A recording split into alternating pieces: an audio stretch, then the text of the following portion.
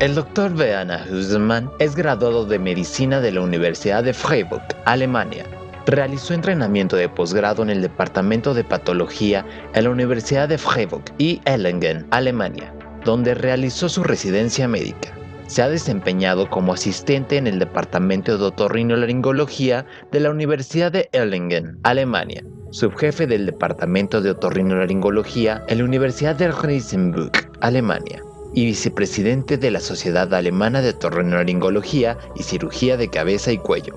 Sus áreas de interés clínico incluyen la rinusitis crónica, cirugía endoscópica de senos paranasales, rinología, rinoneurocirugía y cirugía plástica. Sus áreas de interés en investigación son el manejo del seno frontal y el diseño y desarrollo de instrumental quirúrgico para senos paranasales. Queda con ustedes el Dr. Werner Hüsemann. Well, knowledge that insufficient discernibility of surgical quality is well present. And of course we have also others who say there's much overdoing of endoscopic sinus surgery. For example, this internet page is dedicated to the fact that those who are running this page have the opinion there's much overdoing in this field. We have different complications and risk factors. I said already 0.5% minor, 4% little more minor complications, and we have risk factors as they are listed on the right side. Well, there were historic case report like this very ugly X-ray with the endoscope inside the brain, but these are decades ago. But nevertheless, as the lower row, this is an actual report. It is nearly similar. So things haven't changed too much, that's the message. We have different, let's say, classification systems of complication. The European Rhinologic Society on the left has elaborated on a classification system which I do not like. For example, damage to the sphenopalatine artery is classified as major complication, which is simple.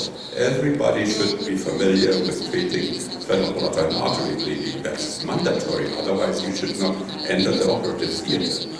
And atrophic rhinitis is a minor complication. On the other hand, some people are really suffering from that. Therefore, I am not a fan of this one.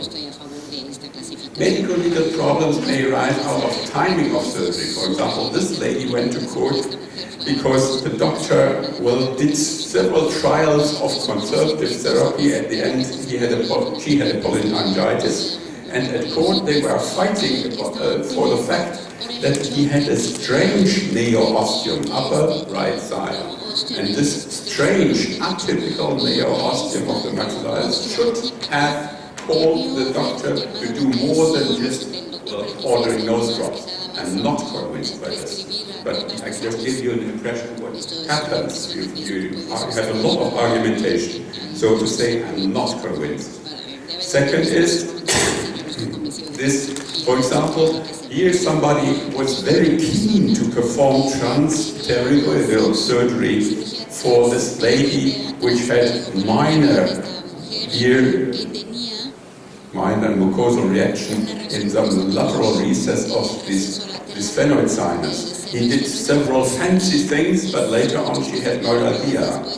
And then the question was it necessary to do so?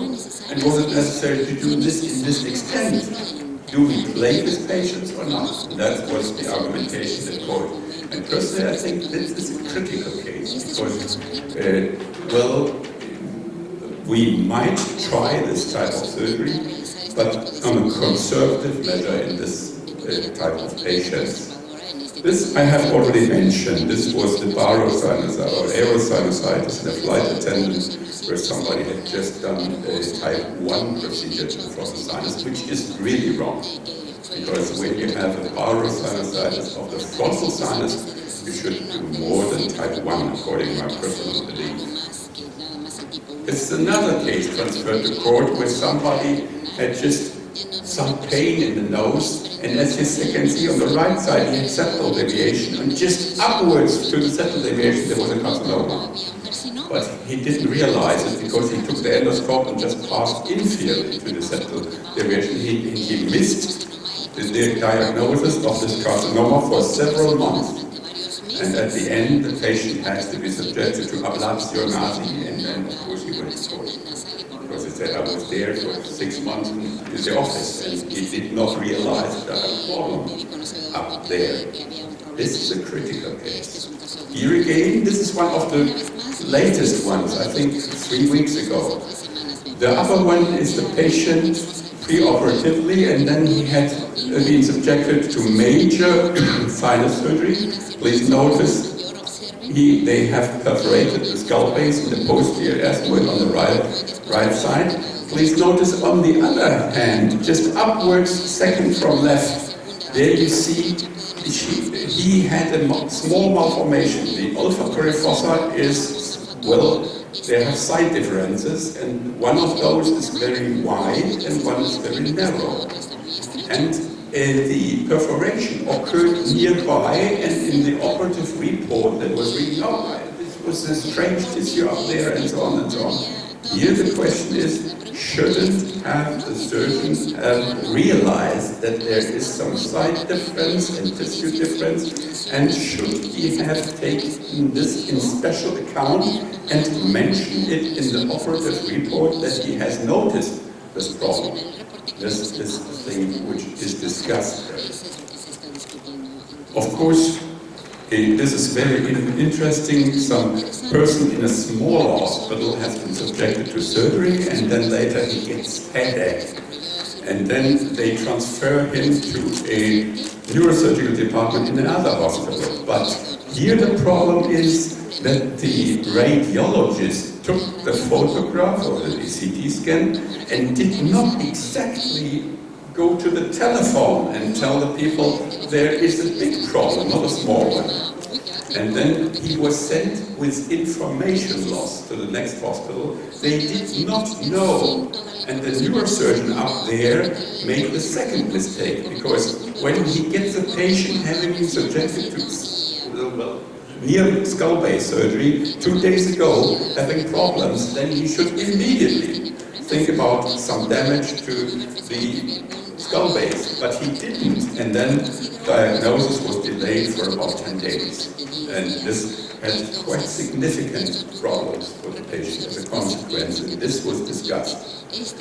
So we sometimes have minor problems. For example, please be careful with your instruments. Sometimes they are not doing what they should do. For example, this is monopolar cautery in an old instrument where the isolation was broken and he didn't realize. And then he used this instrument and, well, did thermal damage to the external nose. These are 2 cases.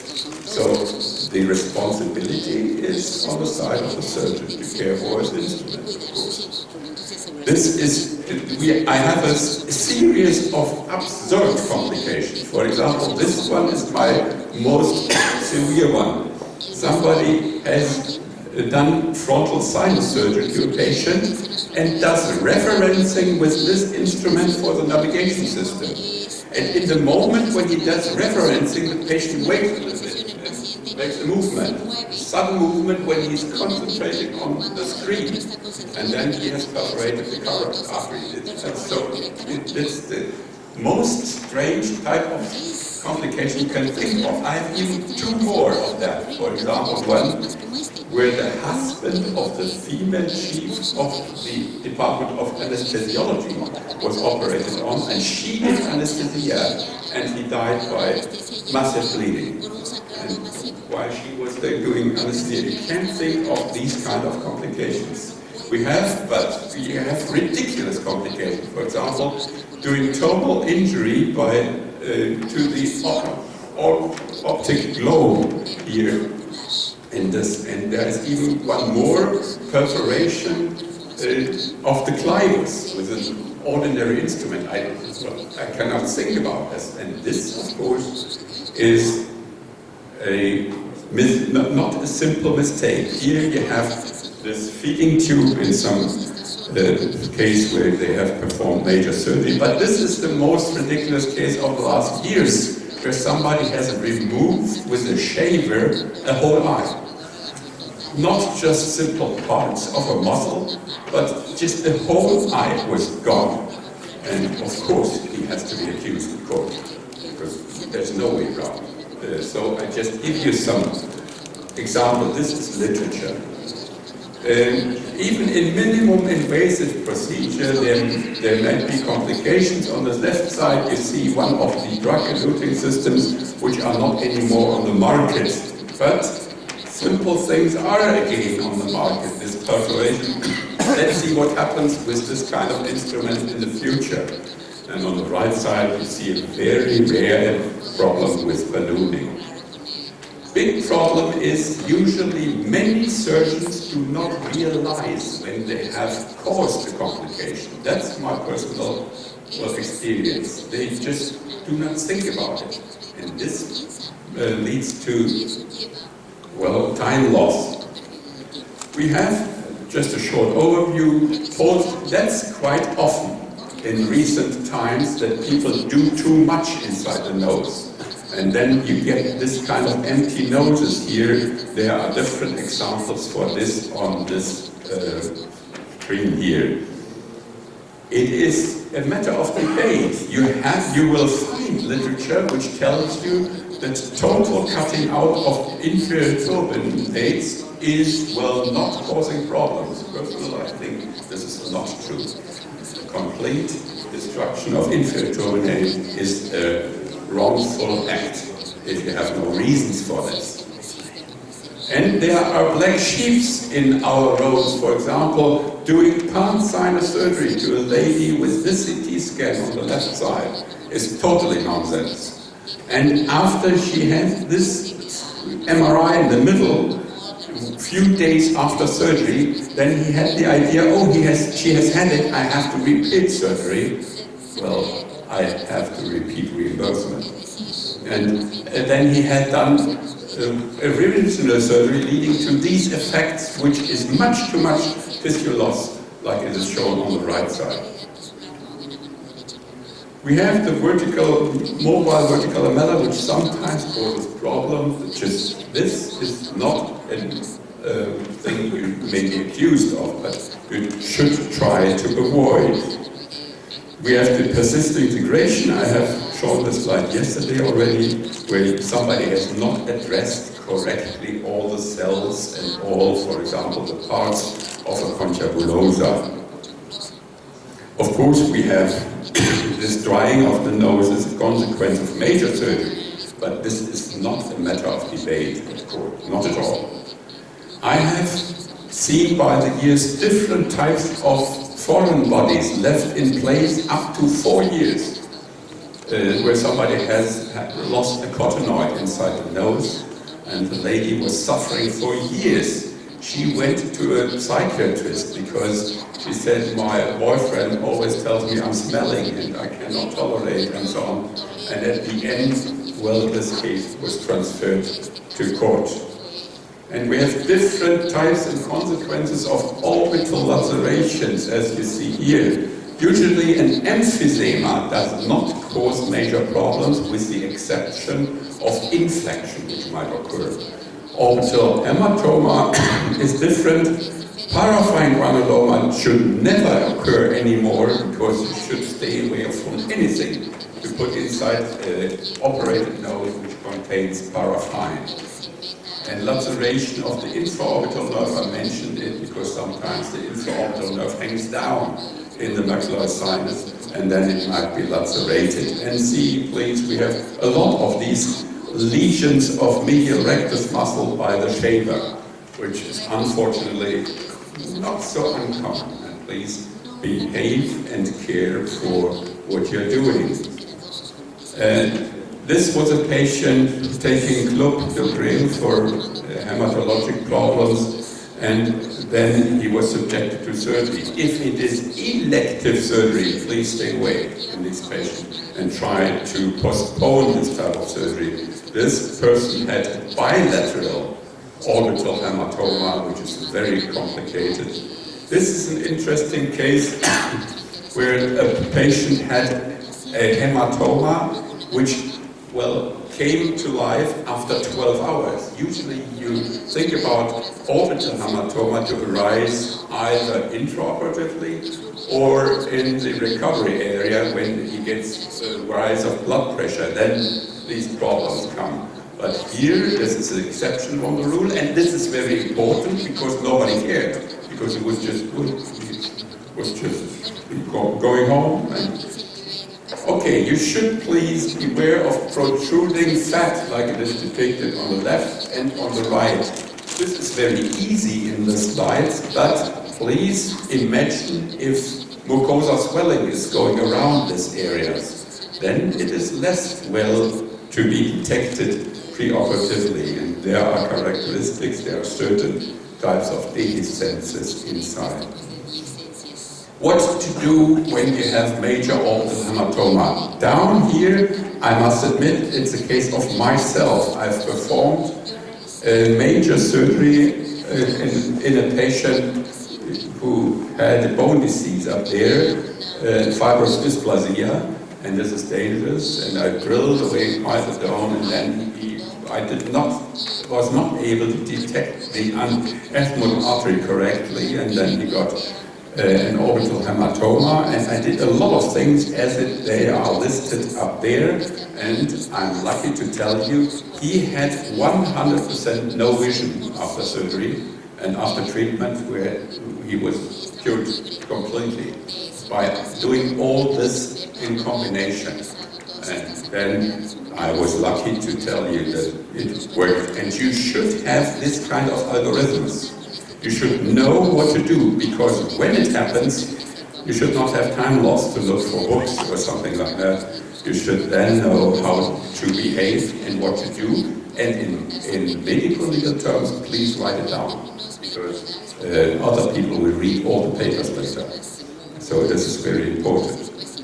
Of course, the anterior ethmoid artery sometimes bleeds, and this is just a short video clip which tells you that it's not always so easy to grab this artery with the usual instruments. For example, with this one here, it is sometimes not so easy because it does not reach there if the artery is near the skull base. If it's hanging down, it's simple, but if it's near or in the skull base, okay, this is just an example of removal of the lamina papyracea.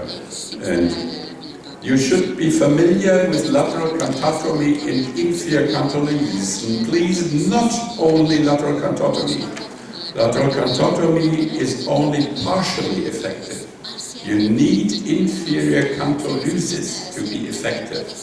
Therefore, not stay just by doing lateral cantotomy. You have to add something in the sense of inferior cantolysis to have this. And because if somebody has a severe eye problem, you have 90 minutes. That's the time span where you have to use. Lesions of the orbital tissues are well said issues, but there is no strict and emergency type of reaction you should take. You have, well, unfortunately, you have a little bit of time for that.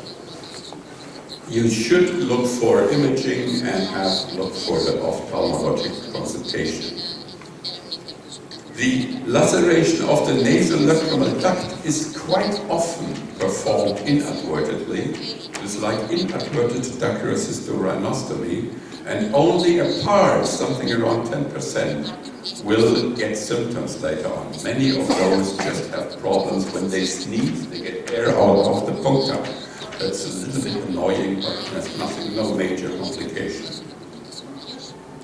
Perioperative infection is quite often the case, and it leads to the question, should we apply perioperative antibiotic therapy just in any case? The answer is no.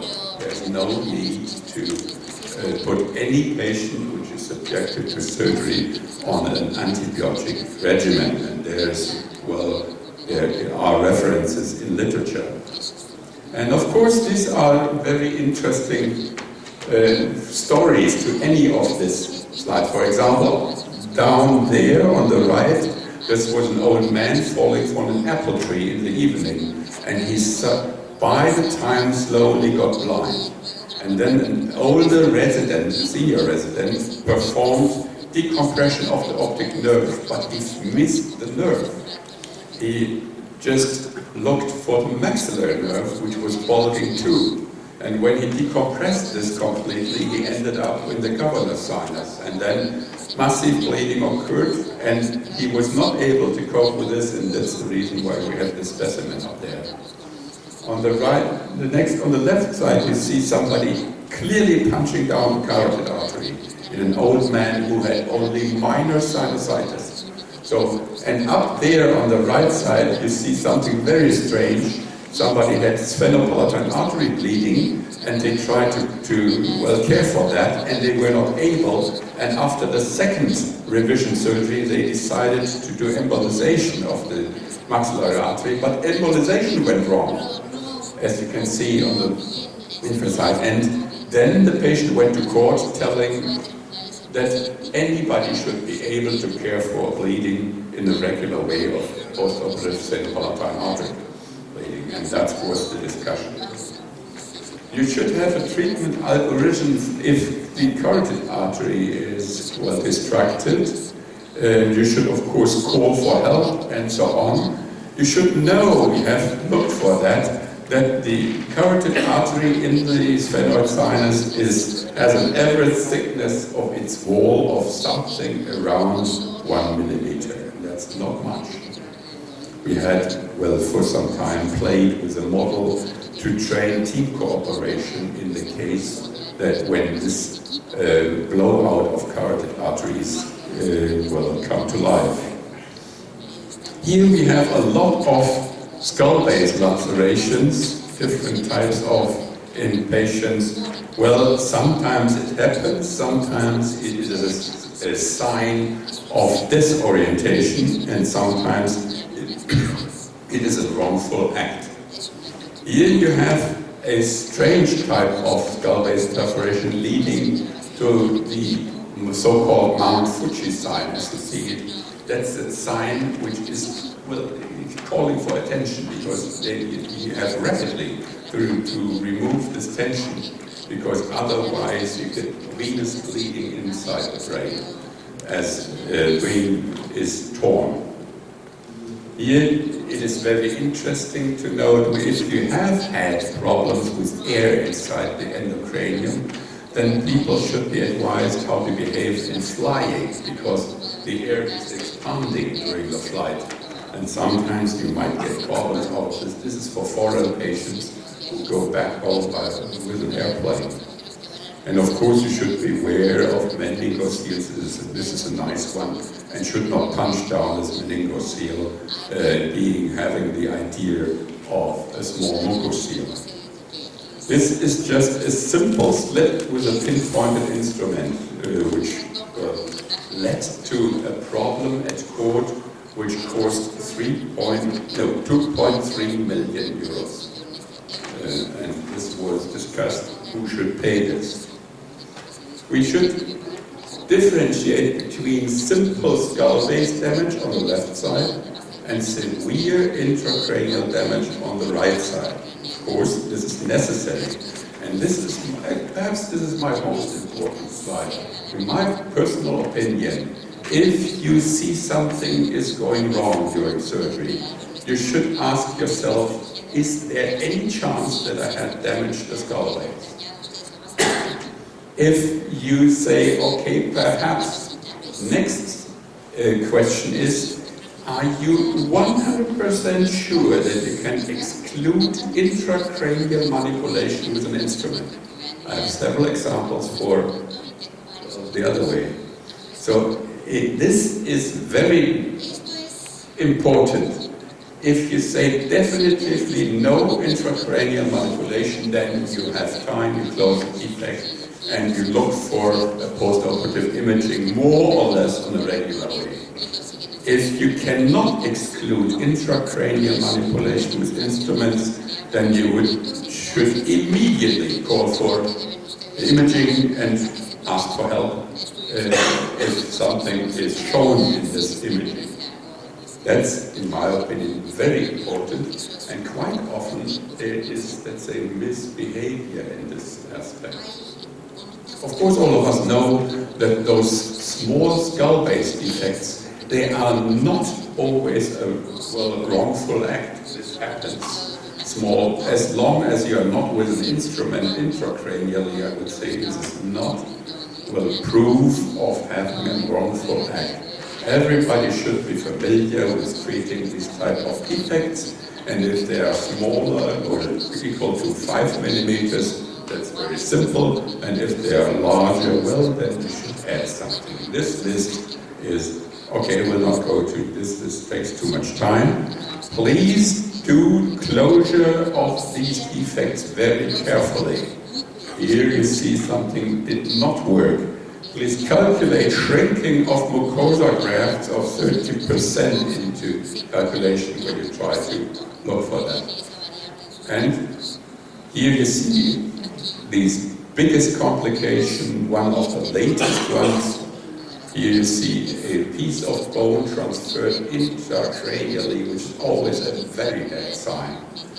And personally, I have had experience with persons who did not pack the nose, but I will do so because I have seen problems. Sometimes I pack the nose only for a few hours.